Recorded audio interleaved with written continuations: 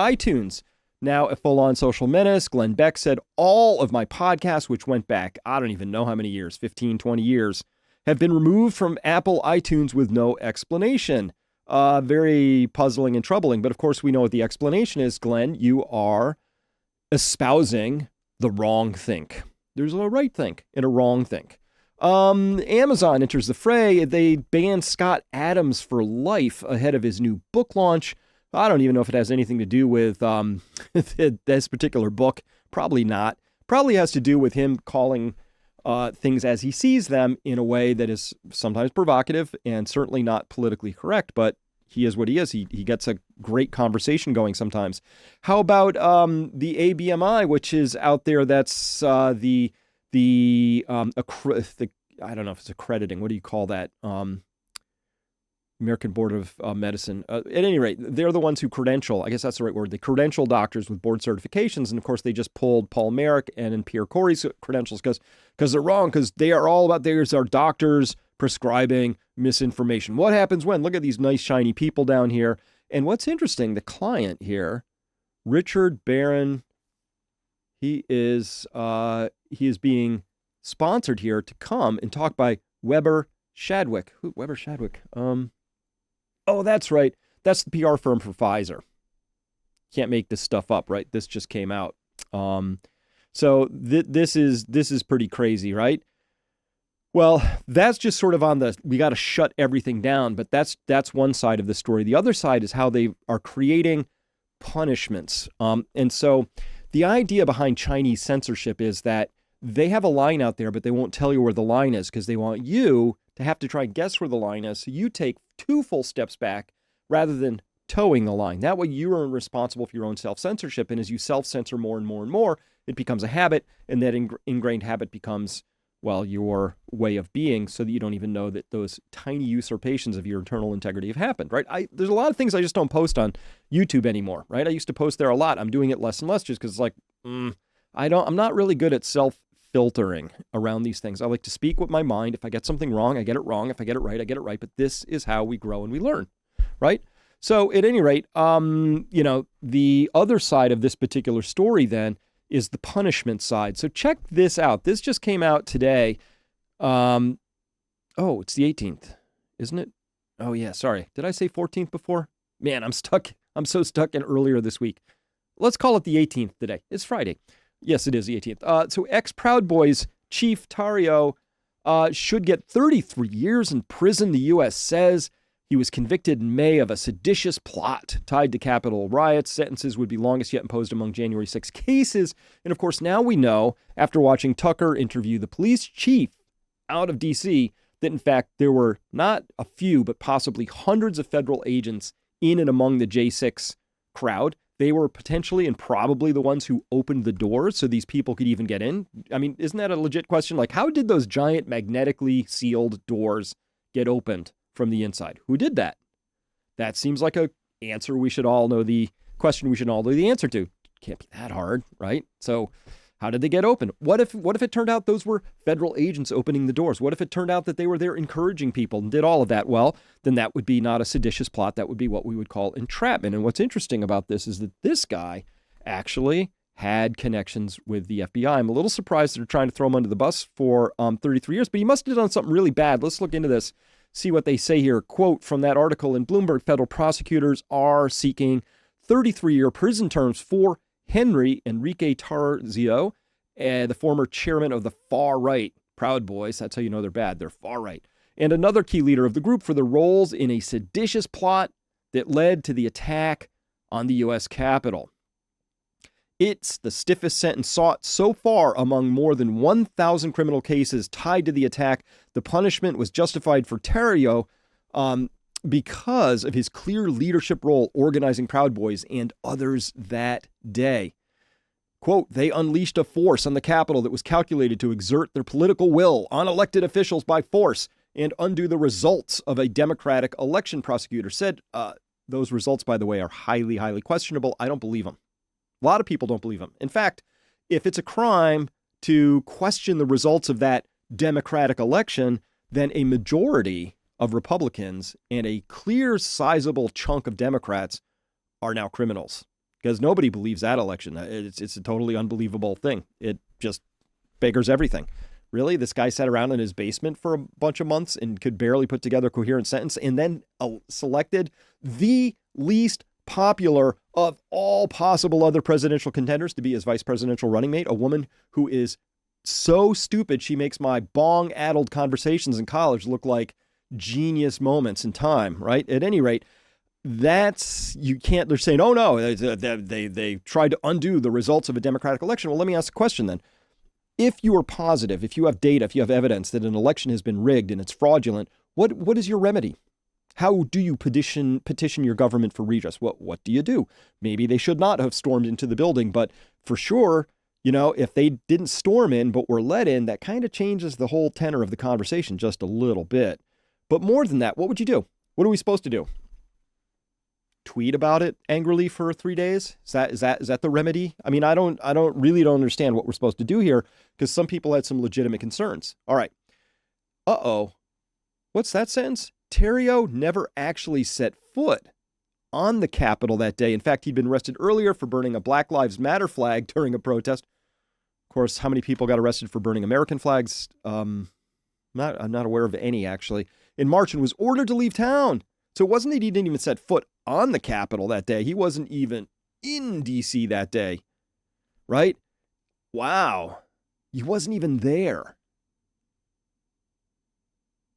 Now that sets the tone for this, ladies and gentlemen. It certainly does. And look at this.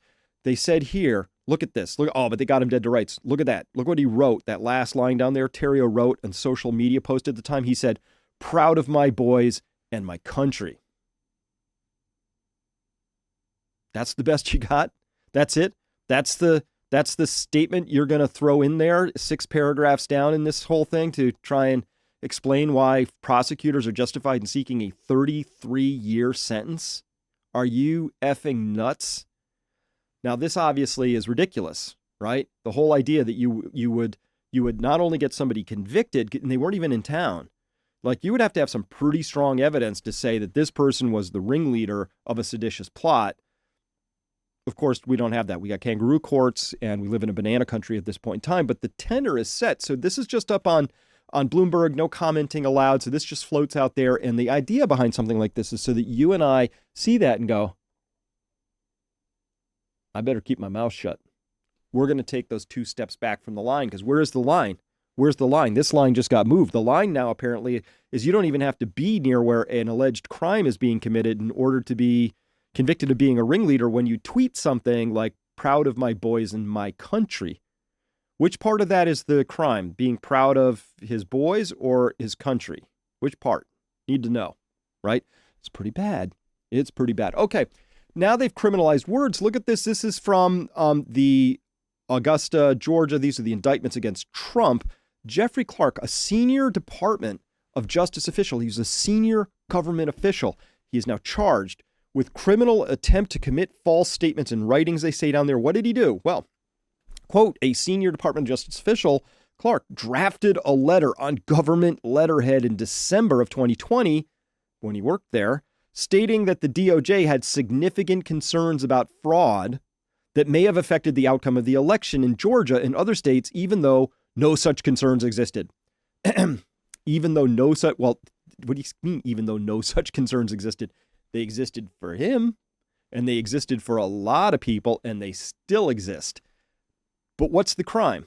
Look at that in bold, purple underline there. The letter, which was not sent, didn't even send the letter. You don't have to be there. You don't even have to send the letter. He just wrote the letter. That's enough criminal attempt to commit false statements in writings. Attempt to commit false statements in writings. I guess it's an attempt, because if he'd sent the letter, then it would have been criminal commitment of false statements in writings. This was an attempt because he just wrote it up, didn't send it. At any rate, this letter urged Governor Brian Kemp and other state leaders to convene a special session of the General Assembly to invalidate official election results and select the winner themselves. Okay, that would be one way to go around it. The other way would be to just prove that, of course, this was a fraudulent election. But of course, no court was going to hear that. So there was no way to take that remedy. So again, where's your redress? Where's your remedy? What do you do when you're convinced, even if you're a senior Department of Justice official, that something is seriously wrong with this election. And you got it dead to rights. I mean, the statistics were all wrong. The mail-in ballots were all wrong. The water leak in the counting center, which made all the Republicans but not Democrats go home. The mysterious results that flip-flopped violently at 2:30 in the morning, on and on and on. There's a lot of serious concerns there. But look how they frame this in the Atlanta Journal-Constitution here. They said, even though no such concerns existed, even though there were no such concerns existing, this guy drafted a letter she didn't send, and it was on government letterhead. Wow. This is bogus. It's not just bogus. It's obviously bogus. And it's obviously bogus in a way which is designed for you to take notice of it and for me to take notice of it and to begin adjusting accordingly. And I probably will, to some extent, because if this video gets leaked, I'm in trouble, according to certain prosecutors out there. It's getting bad, right? And then, of course, they're going after the lawyers. I presented this in a recent Happening Now piece. So if you saw that, great. If not, here it is again. Bob Cheeley, he's Alpharetta attorney. This is the attorney who successfully sued the Ford rollover case.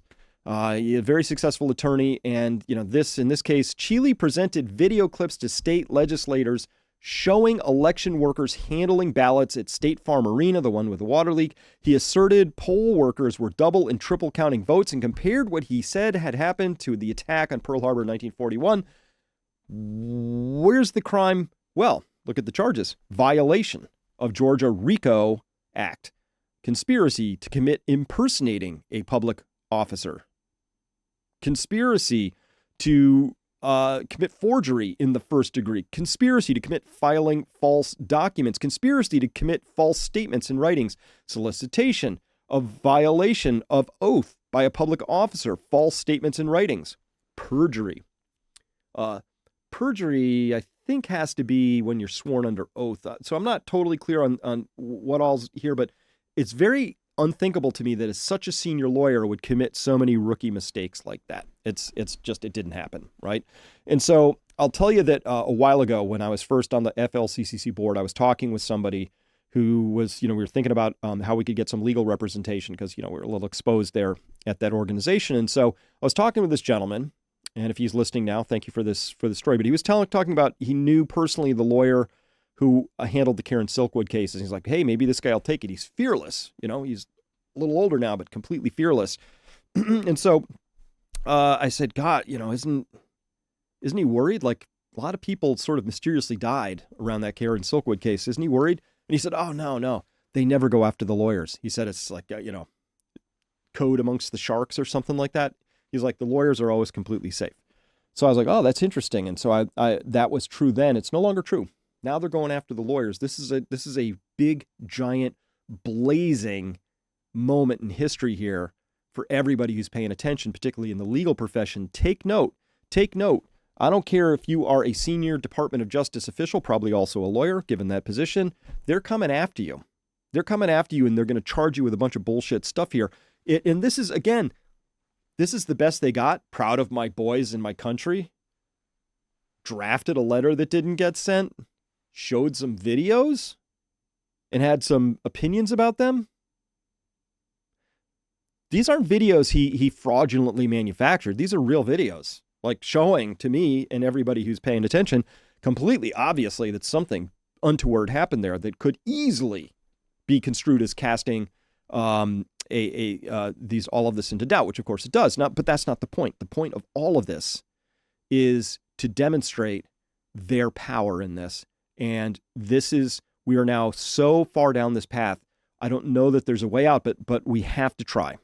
We have to keep being brave. We've got to push forward, because if we don't do this now, we're really going to regret what's coming next. That's it.